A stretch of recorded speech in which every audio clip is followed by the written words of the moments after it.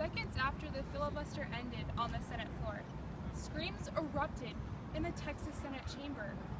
The noise of shouting protesters grew and grew as the enormous line that was waiting to get into the Senate gallery took up an overpowering cry. Meanwhile, inside the Senate, legislators were scrambling to vote on the strongest pro-life law in Texas, House Bill 2. I was there that night, among a few supporters of this bill, when this group of pro-choice activists disrupted the Texas Senate, obstructed democracy, and prevented the passage of this bill during the final minutes of the first special session of the Texas 83rd Legislature. Today, I invite you to experience the story of Texas House Bill 2 through my personal experiences with this bill at the Texas Capitol 2 summers ago.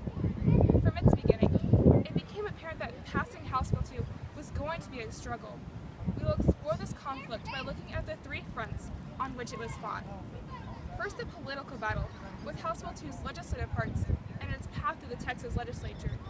Then the personal battle, which took place between the supporters and opponents of the bill.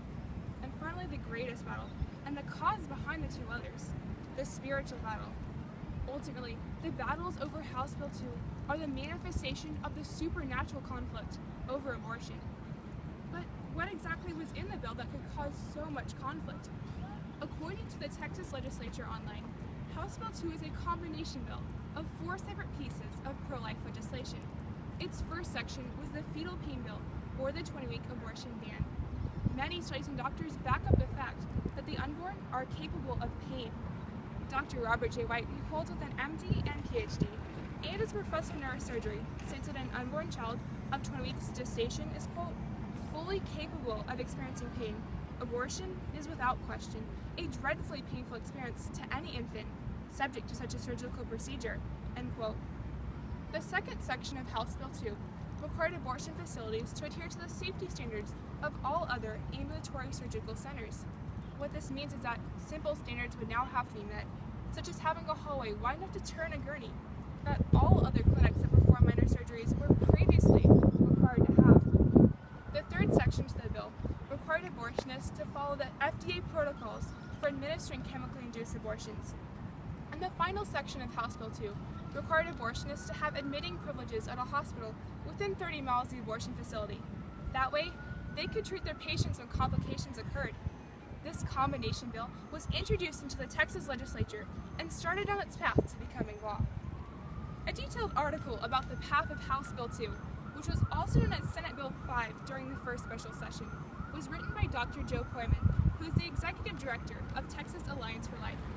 In this article, Dr. Poyman states, passage of Senate Bill 5 during the first special session faced high hurdles, a legislative process inherently difficult to navigate, a short 15-day window, and staunch opposition in both houses, end quote. Despite these hurdles, House Bill 2 was on the cusp of passing when pro-choice Senator Wendy Davis began her filibuster of the bill. After speaking for a little under 11 hours, she committed one more infraction than was allowed against the Senate filibuster rule and lost the right to hold the floor, still leaving enough time to get the bill through.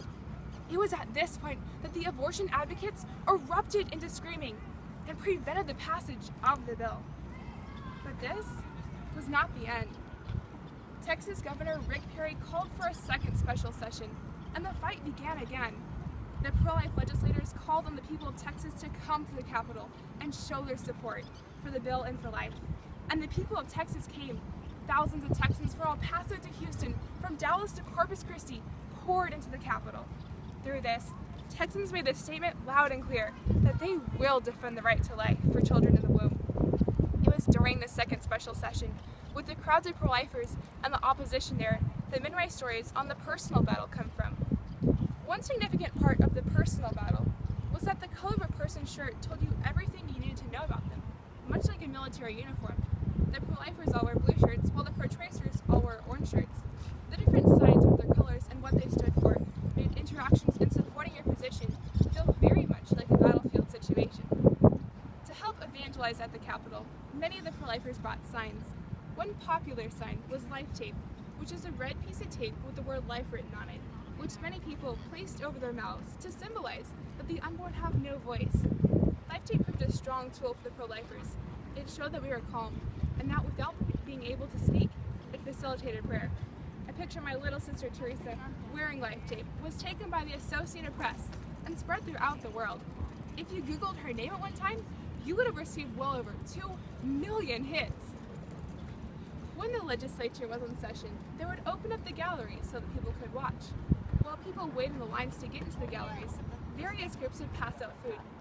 One thing I noticed that changed as I slowly came to the front of the line was that the only refreshment being offered here was water from pro-choice activists, and they were passing out this water only to blue shirts. They instructed us to drink it now because food and water aren't allowed in the gallery.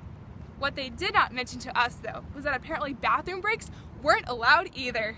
If you left your seat in the gallery, you could not have it back, and were doomed to the end of the line.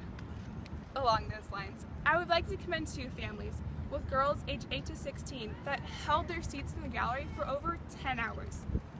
I was with them for 8 of them, and surprisingly, none of us felt the urge to eat or leave. It truly was a special grace from the Lord. While I was in the legislative chamber, some of the pro-choicers continued to be disruptive. Several ladies had to be taken out, forcibly carried by the state troopers. After they had left, I could still hear them chanting, "We won't go back," which was a common mantra of the pro-choicers there at the Capitol. This situation turned out to have a little humor in it though, as I told my friend sitting next to me.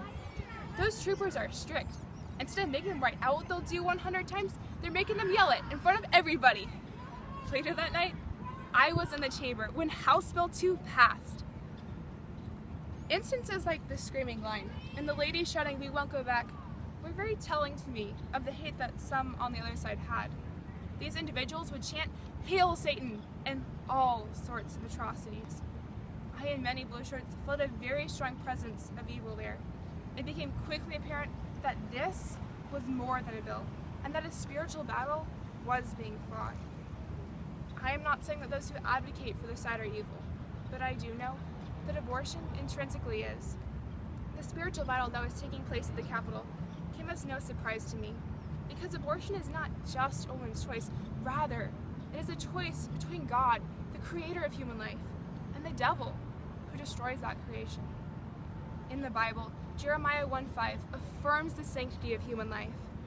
"Before I formed you in the womb, I knew you, and before you were born, I consecrated you."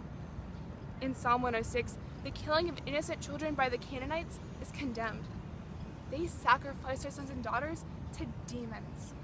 They poured out innocent blood, the blood of their sons and daughters they sacrificed to idols of Canaan, and the land was polluted with blood. St. Augustine once said, "Hate the sin, but love the sinner."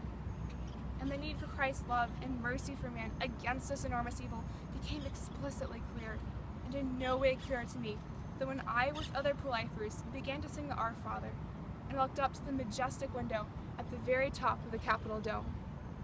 It was in that moment, with the pro-abortionists screaming at us, full of hate, that I felt the overwhelming presence of God's grace, and this environment where evil was so strong, that through us gathered there, Christ's hands and feet on earth, and our conviction of the truth and sanctity of human life, I became even more convinced that His power was far greater and would overcome any evil, no matter how strong. It was in that moment that the words of the Lord's Prayer truly hit me, that I was praying to our Father, the Father of those in blue, those shouting against us in orange, and the Father of all the unborn, and that His will be done, on earth as it is in heaven. The debate over abortion is a great battle, as made especially apparent through the political, personal, and spiritual conflicts over House Bill 2. Ultimately, abortion is a battle between the devil with his host of darkness and the host of heaven with the power of God. Thank you.